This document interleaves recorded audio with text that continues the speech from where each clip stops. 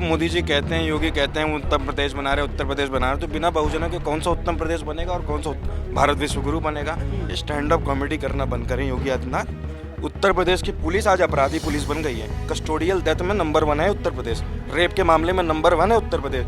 6 बजे के बाद महिला भी पुलिस स्टेशन नहीं जाए, ऐसा मैं नहीं, बेबी रानी मौर्य कहती है उनकी नेता। आसमान में भेजने के लिए सैटेलाइट पर हजारों करोड़ खर्च करते हो, 20 फीट गटर साफ करने के लिए मशीन नहीं बना पाए, आपको तो डूब मरना चाहिए। मोदी जी से कहना चाहता हूँ, डर बहुत अच्छा है, पहली बार डरे हैं। पिछली बार दलित समाज से डर के 2 अप्रैल भारत बंद वाले में उनका एक्ट वापस करवाया था। कितने गरीब के घर में उस रात दिए जले, ये योगी आदित्यनाथ को पता है। वो तेल की शीशियां भर रहे थे उन दियों से, वो योगी आदित्यनाथ को शर्म नहीं आती? उनके बच्चे नहीं है ना, वो समझ नहीं सकते। हमारा समाज तो सरकार की नौकरियों पे टिका हुआ है, जो भी विकास हुआ है आज तक। प्रधानमंत्री ने सरकारी क्षेत्र को ही समाप्त किया है। इसका मतलब सबसे बड़ा कुठाराघात देश के गरीब आदमी, अनुसूचित जाति जनजाति समाज के पीठ पर भी उन्होंने लात मारी है और पेट पर भी लात मारी है कि हांडी में जब तेल ही नहीं होगा, सब्जी नहीं होगी, दाल ही नहीं होगी, तो प्रधानमंत्री क्या करेगा? लोगों को भूखा मारेगा क्या?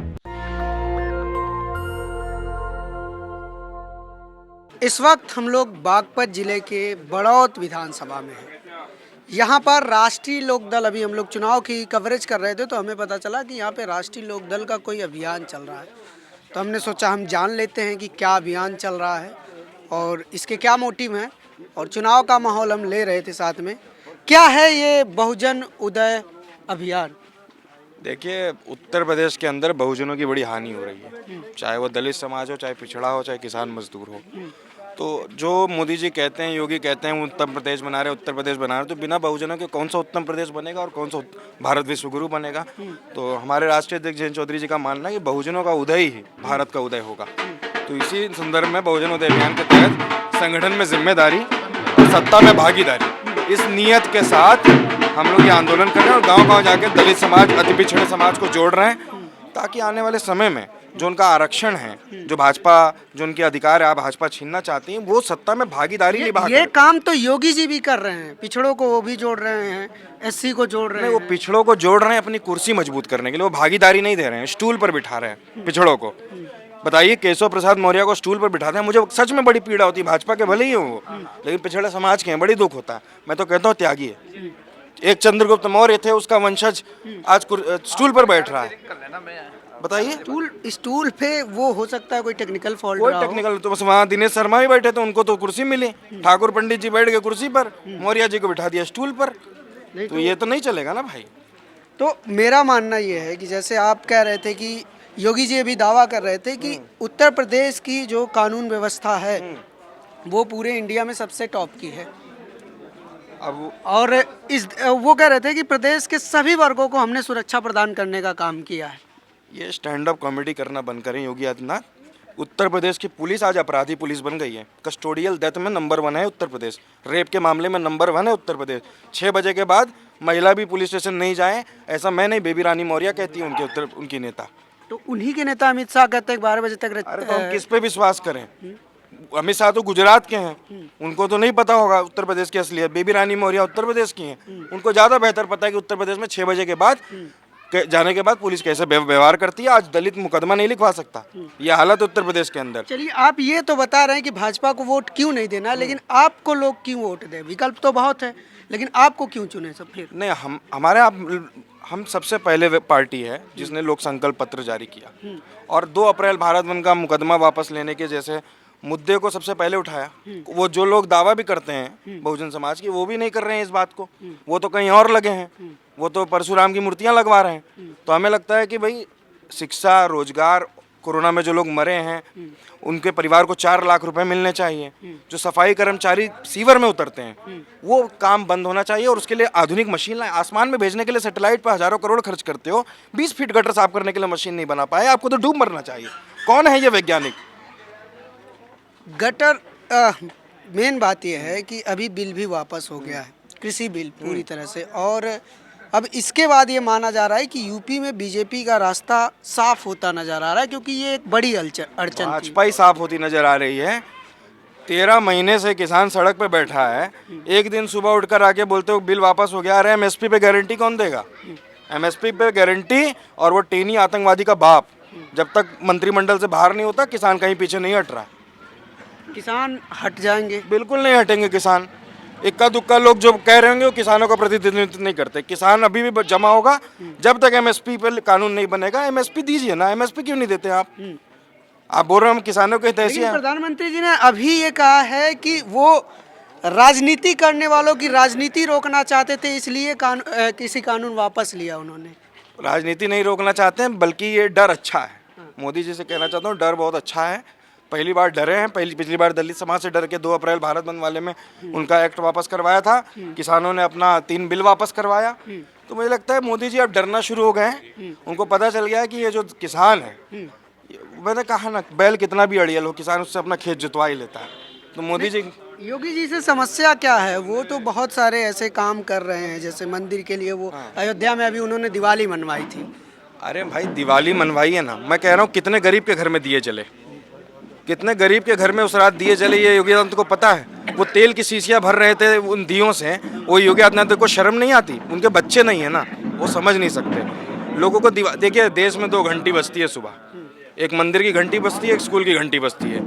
एक घंटी आपको भिखारी बनाती है और दूसरी घंटी आपको अधिकारी बनाती है। तो हम चाहते हैं कि वो जो स्कूल वाली घंटी है वो दलित समाज सुने और उस तरफ जाए।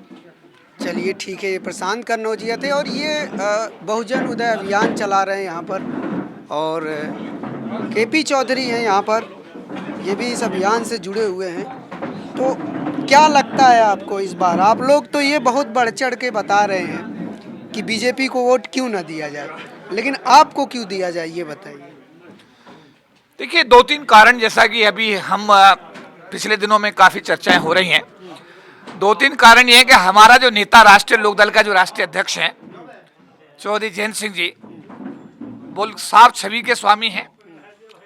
सारे समाज को साथ लेके चलने की बात कर रहे हैं, बहुजन समाज को लेकर आगे की बात कर रहे हैं। और उन्होंने अभी पिछले दिनों 1 करोड़ जो नौकरियां देने की बात, अपना जो अभी उन्होंने चुनाव का अभियान का शुरू किया है, उसमें जो अभी हमारी घोषणा जारी हुई है, उसमें 1 करोड़ युवाओं को रोजगार देने की बात कही है। हमारा जो समाज है, अनुसूचित जाति जनजाति समाज, वो आज भी ना उसके पास में एग्रीकल्चर लैंड है, ना उसके पास उद्योग धंधे हैं। हमारा समाज तो सरकार की नौकरियों पर टिका हुआ है, जो भी विकास हुआ है आज तक। और अगर 1 करोड़ रिक्तियाँ, 1 करोड़ अगर नौकरियाँ प्रदेश के युवाओं को दी जाएंगी, तो उसमें 22.5 लाख जो मतलब नौकरियाँ हैं, वो अनुसूचित जाति जनजाति समाज को दी जाएंगी। भागीदारी तो आपको मोदी गवर्नमेंट भी दे रही है। उन्होंने अपने कैबिनेट का एक्सपेंशन किया तो बहुत सारे पिछड़े दलितों को जगह दी। योगी भी दे रहे हैं, अपने मंचों पे जगह दे रहे हैं। देखिए, मैंने अब कहा कि 25% के पॉलिटिकल आरक्षण से इस देश के गरीब आदमी का भला नहीं हुआ है।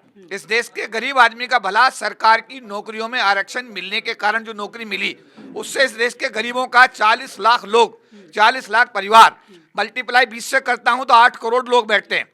25% के आरक्षण में 10,000 लोग एमएलए एमपी बनने में कामयाब हुए हैं आज तक। 10,000 को 20 से मल्टीप्लाई करता हूं तो 2 लाख लोग पॉलिटिकल आरक्षण से गरीबी की रेखा से ऊपर आए, SC ST समाज के।